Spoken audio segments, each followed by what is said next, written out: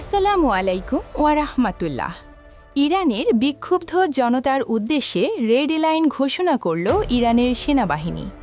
গত 10 জানুয়ারি 2026 ইরানের নিয়মিত সেনাবাহিনী ও সেনাবাহিনীর অভিজাত শাখা ইসলামিক রিভলিউশনারি গার্ড কর্পস বা আইআরজিসি দেশটির বিক্ষুব্ধ জনতার উদ্দেশ্যে রেড লাইন ঘোষণা করেছে।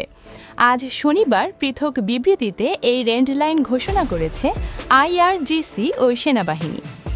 রাষ্ট্রায়ত্ত টেলিভিশনে সম্প্রচারিত এক বিবৃতিতে আইআরজিসির পক্ষ থেকে বলা হয়েছে, গত 2 রাত ধরে সন্ত্রাসীরা সামরিক ও আইন প্রয়োগকারী বাহিনীর ঘাঁটিগুলো দখলের চেষ্টা করছে। বেশ কয়েকজন নাগরিক ও নিরাপত্তা কর্মীকে হত্যা করেছে এবং সরকারি সম্পত্তিতে অগ্নিসংযোগ করছে। ধারাবাহিকভাবে এ ধরনের ঘটনা ঘটতে থাকা একেবারেই অগ্রহণযোগ্য। 1979 সালের ইসলামী বিপ্লব রাষ্ট্র ও রাষ্ট্রীয় সম্পত্তির সুরক্ষায় আইআরজিসি রেড লাইন ঘোষণা করছে। রাষ্ট্রীয় সম্পত্তির ক্ষতির চেষ্টা করলেই কঠোর পদক্ষেপ নেওয়া হবে। বন্ধুরা, তোমরা যারা আমার ভিডিও দেখো কিন্তু লাইক, কমেন্ট, সাবস্ক্রাইব করো না, যা খুব দুঃখজনক ব্যাপার।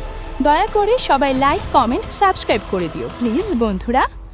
পৃথক এক বিবৃতিতে ইরানের নিয়মিত সেনাবাহিনী জানিয়েছে, ইরানের জাতীয় স্বার্থ, কৌশলগত অবকাঠামো এবং সরকারি সম্পত্তি রক্ষায় সেনাবাহিনী প্রতিজ্ঞাবদ্ধ। এখন আপনারা যে হিডেন ভিডিও দেখতে পাচ্ছেন সেটা হলো ইরানের ভেতরে যে ইসরায়েলের মোসাদের এজেন্টরা কিভাবে ইরানের ভেতর দাঙ্গাময় সৃষ্টি করছে তার একটা ভিডিও। দেখুন কিভাবে ইসরায়েলের মোসাদের এজেন্টরা সাধারণ জনগণকে গুলি করছে, কিন্তু নাম পড়বে ইরানের সেনাবাহিনী ইরানের জনগণকে গুলি করছে বা মেরে ফেলছে। এই ধারণাটি ভুল প্রমাণ করার জন্য ইরানের সেনাবাহিনী এই ভিডিও ফুটেজ প্রকাশ করেছে এবং সারা রাত ধরে সংঘর্ষ চলেছে। এই সংঘর্ষের ভিতরে 10 জন ইরানি সেনাবাহিনী নিহত হয়েছে এবং বন্দুকধারীদের প্রায় 100 জনের ওপরে ধরা পড়েছে। তাদের হাতে ছিল হ্যান্ড গ্রেনেড এবং মেশিন গান উদ্ধার করা হয়েছে। মার্কিন সাময়িকী টাইমস এর তথ্য অনুযায়ী বিক্ষোভের গত 13 দিনে পুলিশ ও নিরাপত্তা বাহিনীর সদস্যদের গুলিতে ইরানে নিহত হয়েছেন 2 শতাধিক মানুষ।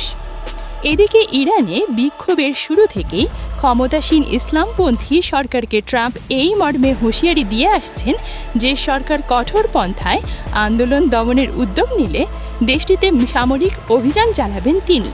এ পর্যন্ত 4 বার এই হুঁশিয়ারি দিয়েছেন তিনি। বন্ধুরা, নামাজ মিস দিও নাথিস, নামাজ বেহেশতের চাবি বন্ধুরা। আজকের মতো সমাপ্ত। আল্লাহ হাফেজ।